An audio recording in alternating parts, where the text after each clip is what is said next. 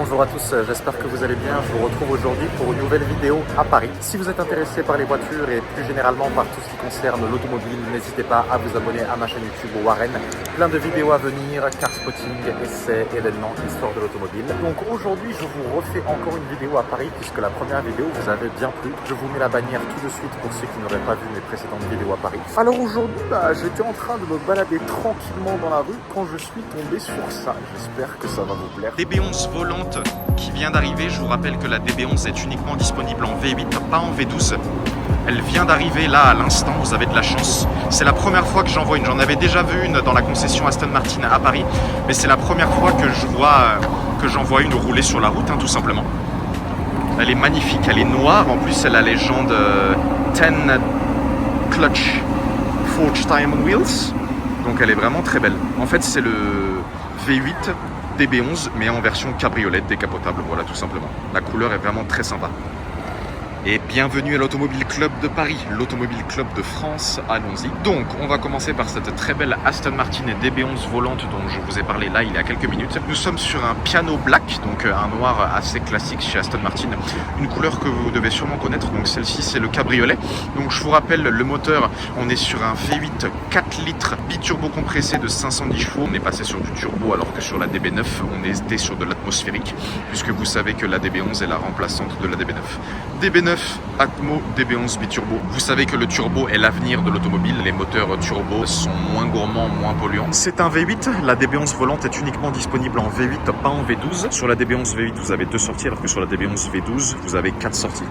Une ici, donc 2 sorties latérales et ensuite 2 sorties centrales. Au niveau du poids de la voiture, la DB11 volante est plus lourde que la DB11 coupée puisqu'elle pèse 1870 kg, soit 115 kg de plus que la DB11 coupée. La DB11 coupée pèse 1755 kg. Suite au partenariat entre AMG et Aston Martin, eh bien c'est le même moteur que sur la Mercedes AMG GTS. En plus, lorsque vous ouvrez le capot, bon là je peux bien évidemment pas ouvrir le capot, mais lorsque vous ouvrez le capot, vous voyez que au niveau du moteur, il y a écrit AMG, donc au niveau du V8 4 litres. Ah là là, je me lasserai jamais de tous les petits traits qu'il y a au niveau de la calandre avant, là comme ceci, vous avez vu. Alors là, les traits, ils sont pas en métal, ils sont en aluminium. En fait, le but, c'est d'alléger la voiture.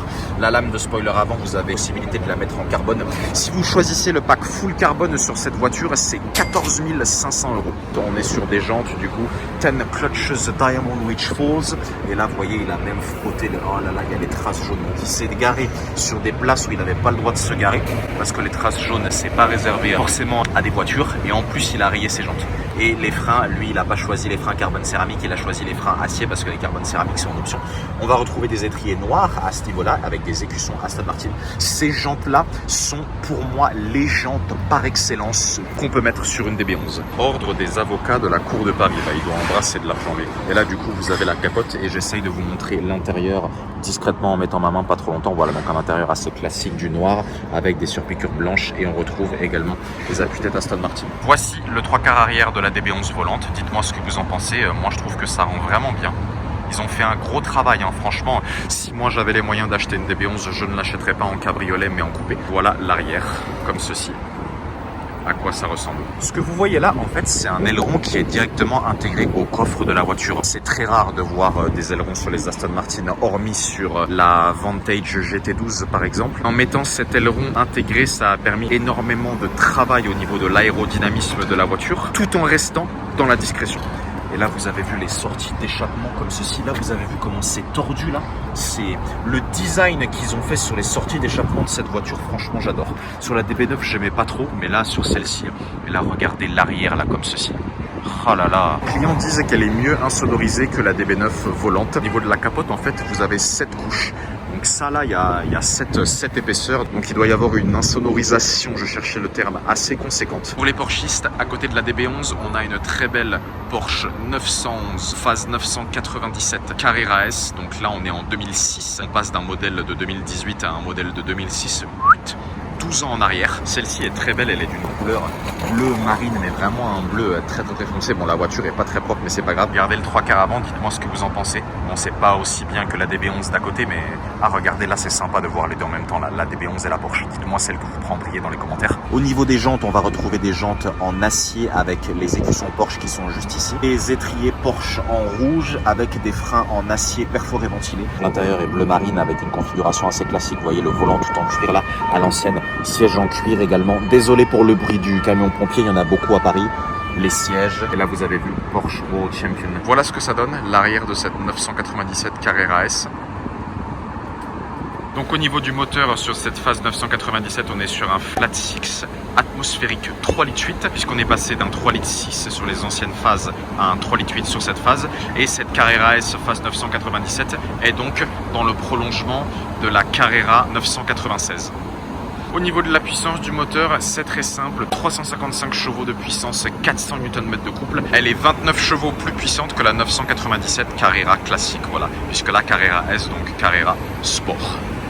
Très sympa quand même, je suis pas un fan de Porsche, mais pour les Porschistes je vous fais profiter.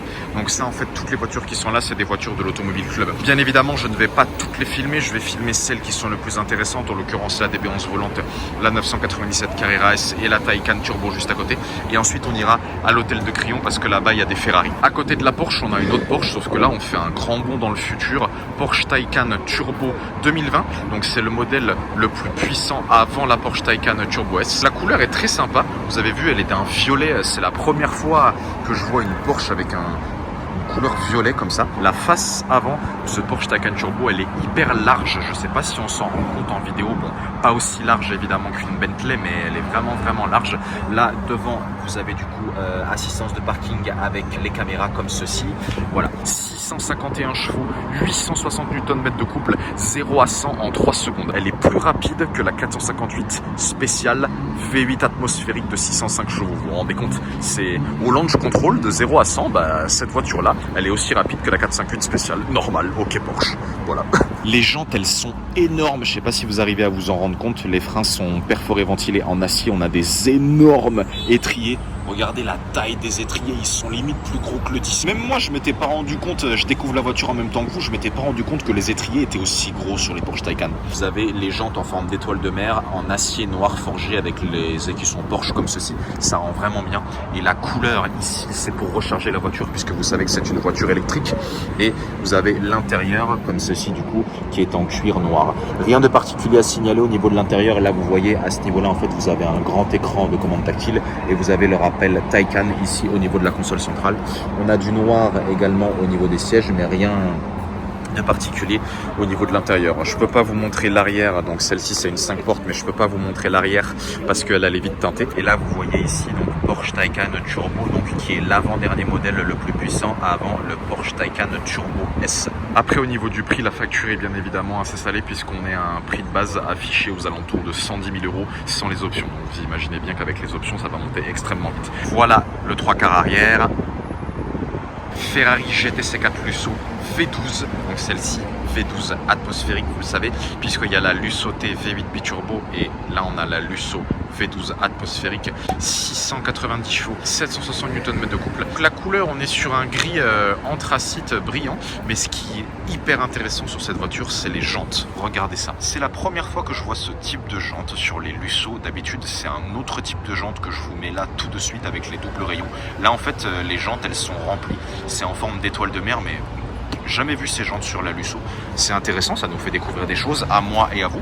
On est sur des freins carbone céramique perforé ventilé puisque vous voyez tous les petits traits qu'il y a ici. Donc 398 mm à l'avant, 360 mm à l'arrière, étrier jaune Brembo. Et là, vous avez vu ici, c'est pour le parallélisme, l'équilibrage de la voiture. Vous avez vu l'arrière de la Lusso comme il est large, comme ceci. Évidemment, c'est une GT, donc c'est une 4 places. C'est une voiture qui permet d'être à la fois ultra sportive et ultra confortable. Celle-ci, elle n'a pas d'option carbone et vous avez vu les deux doubles sorties comme ceci. Je préférais largement les mono sorties de la DB11 qui étaient beaucoup plus travaillées, mais bon, là on est quand même sur un V12 atmosphérique, pare-brise arrière teinté. Est-ce qu'il a mis l'option du drapeau italien? Non. La dernière que j'avais filmée, elle avait l'option du drapeau italien là comme ceci, qui est facturée 840 € chez Ferrari. Vous pouvez la personnaliser à votre guise, vous pouvez la personnaliser soit directement chez Ferrari, soit en allant chez TaylorMade, puisque vous savez que TaylorMade est une entreprise appartenant à Ferrari qui permet de personnaliser votre voiture à l'extrême. Simplement, TaylorMade n'acceptera pas votre demande si vous n'avez pas au moins 100 000 € à dépenser. Chez TaylorMade, vous allez retrouver des couleurs, des options que vous n'allez pas retrouver au catalogue Ferrari, mais qui coûtent bien évidemment extrêmement cher. Si ça vous intéresse que je vous fasse une vidéo à propos de TaylorMade, dites-moi dans les commentaires. D'ailleurs, ça peut être intéressant qu'on parle un petit peu des couleurs, des options, etc. Je sais pas, je dis ça à la volée, mais ça peut être intéressant. L'intérieur, on est sur un intérieur tabac, comme ceci, enfin plutôt beige que tabac avec des surpiqûres noires. Et là, vous avez vu le Engine Start and Stop, comme ceci. J'essaie de mettre ma main, voilà. L'intérieur, comme ceci. Vous avez vu la place qu'il y a à l'intérieur, globalement, et c'est une 4 places. Oh, il y a même un siège bébé à l'arrière, original. Juste ici, on va retrouver une très belle Ferrari 488 Spider, donc le V8 biturbo de 670 chevaux, remplaçante de la 458 Italia que vous connaissez. Ce qui est intéressant sur cette voiture, c'est la couleur noire. Ça faisait très longtemps que je n'avais pas vu de Ferrari noire. Celle-ci est en plaque française 06 Alpes-Maritimes. Hop là, regardez comment ça rend bien. Petite 488 Spider, le cabriolet de Ferrari. Enfin, le cabriolet de la 488, pardon. Mais la capote chez Ferrari, en fait, elle est directement intégrée à la carrosserie. C'est pas une capote en tissu. Là, vous avez du coup les énormes prises d'air qui viennent refroidir le moteur, du coup, qui est en position centrale arrière. Sur la GTC 4 Lusso, on était un moteur en position centrale avant. Et sur la 488 Spider, pardon, on passe sur un moteur en position centrale arrière. Vous avez vu qu'elle attire même quelques regards. Et là, regardez comment ça rend bien là, comme ceci. Là, vous pouvez voir que c'est une Spider avec la pluie et tout. C'est intéressant ce point de vue-là, j'aime beaucoup. Là, le feu que vous voyez ici, en fait, c'est un feu qui est apparu sur la F12 Berlinetta, inspiré des Formule 1. Là, c'est du mat. Ici également, là, vous voyez, là, c'est du piano black et là, c'est du mat. Ferrari 488 Spider. Ensuite, ici, au niveau des jantes, donc on a des jantes en gris anthracite avec des freins 360 mm à l'arrière et des étriers Brembo. Vous avez vu que les étriers ils sont beaucoup plus gros que sur la Lusso. Donc voilà, après on n'est pas sur le même gabarit. Et les écussons comme ceci qui sont en jaune pour la portière. Là, vous avez vu, il y a beaucoup de traces de clés. Donc, à mon avis, le client, ça doit faire un petit moment qu'il l'a. Et je vais essayer de vous montrer l'intérieur. Voilà, donc on est sur un intérieur noir, un intérieur assez classique, si je peux dire, entre guillemets. Même le cheval est en noir. Il n'y a que les surpiqûres blanches au niveau des sièges. Et là, vous avez vu le volant comme ceci avec le Engine Start and Stop pour faire rugir le V8 biturbo de 670 chevaux. Et regardez la calandra, donc la 488 Spider. J'aime beaucoup. Franchement, j'aime beaucoup. Avant, j'aimais pas du tout cette voiture, mais plus je la vois, plus je l'aime en fait. Le capot avant a été énormément retravaillé par rapport au 458, c'est-à-dire que là, vous avez vu, en fait, ça descend comme ceci. Là, après, ça remonte. Là, ensuite, ça redescend. Vous avez une forme de T, là, comme ceci. Et après, là, ça remonte. Toujours dans un but d'aérodynamisme. Ça, pareil, devant les ailettes, évidemment, c'est pas pour faire joli, c'est pour l'aérodynamisme. Dites-moi ce que vous pensez de la configuration de cette 458 Spider. De cette 488 Spider, pardon. J'ai trop de 458 dans la tête. Et la meilleure pour la fin, la sublime, la faramineuse, la majestueuse, la pulpeuse, la Ferrari 488 Pista V8 3,9 litres, 720 chevaux. Lorsque vous achetez une Pista en France, puisque celle-ci est en plaque française, vous avez automatiquement le pack carbone qui est inclus avec. Lorsque vous l'achetez à l'étranger, notamment aux États-Unis ou en Asie, le pack carbone n'est pas fourni, mais lorsque vous l'achetez en France, le pack carbone est automatiquement fourni. Là déjà, vous voyez, j'ai juste à me mettre comme ça, vous pouvez déjà vous rendre compte de la quantité de carbone déjà qu'il y a comme ceci. Il y a du carbone là, carbone au niveau de la lame de spoiler avant, carbone au niveau de la lame de spoiler latérale, également rappel de carbone ici juste en dessous des grilles pour venir refroidir les pneus.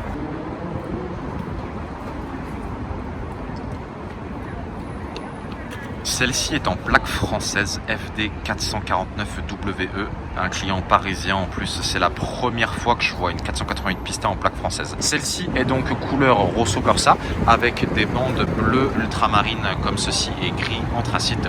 Les bandes, il y a plein de personnalisations possibles. Vous pouvez la personnaliser absolument comme vous voulez au catalogue Ferrari. Au niveau des jantes, les jantes sont noires mat avec des freins 398 mm à l'avant en carbone céramique perforé ventilé et des étriers Brembo 6 pistons. J'adore les jantes des 488 Pista. Le design là comme ceci avec ces U, franchement je suis j'adhère. Puisque le pack carbone, au total, je crois que ça représente à peu près 30 000 € de plus. C'est un peu comme le pack Vessar sur les Porsche GT2, GT3 RS, ce que j'appelle le pack 30-30, 30 kg de moins mais 30 000 € de plus. Donc sur une Pista classique sans le pack carbone, on va être aux alentours de 400 000 € et sur une Pista avec le pack carbone, on va être aux alentours de 432 000 €. Voilà. C'est intéressant de faire du car spotting un petit peu sous la pluie parce que en fait l'eau ça rend, enfin je sais pas, ça fait quelque chose d'original. Je trouve pas forcément les mots. Et là vous avez également du coup le carbone qui est de série, donc tout ce que vous voyez là autour là, ça, tout ce qui recouvre le moteur en fait c'est le pack carbone est de série. Il y a aussi du carbone à l'intérieur bien évidemment, parce que vous vous doutez bien que pour 30 000 € il faut qu'il y ait du carbone absolument partout. Carbone ici, carbone au niveau du spoiler arrière intégré, et là du coup vous avez un trou puisque l'air en fait passe comme ceci et ressort comme ceci. Là vous pouvez vous rendre compte de la taille du diffuseur arrière des 488 Pista puisqu'il y a eu un travail énorme par rapport à la 488 GTB. Voilà, le diffuseur des 488 Pista, à chaque fois que j'en vois, c'est vraiment magnifique, c'est incroyable. 488 Pista, Rosso Corsa, plaque française devant l'hôtel de Crillon à Paris. Il y a pire comme vendredi matin. Voilà, c'est terminé pour aujourd'hui. J'espère que la vidéo vous a plu. Je termine le vlog à Monaco. Et oui, on passe de Paris à Monaco parce que je vous prépare une vidéo de car spotting monégasque qui sortira très bientôt sur ma chaîne.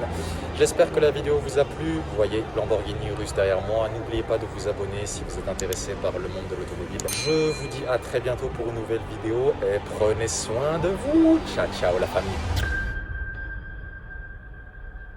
Qu'est-ce que c'est que ça?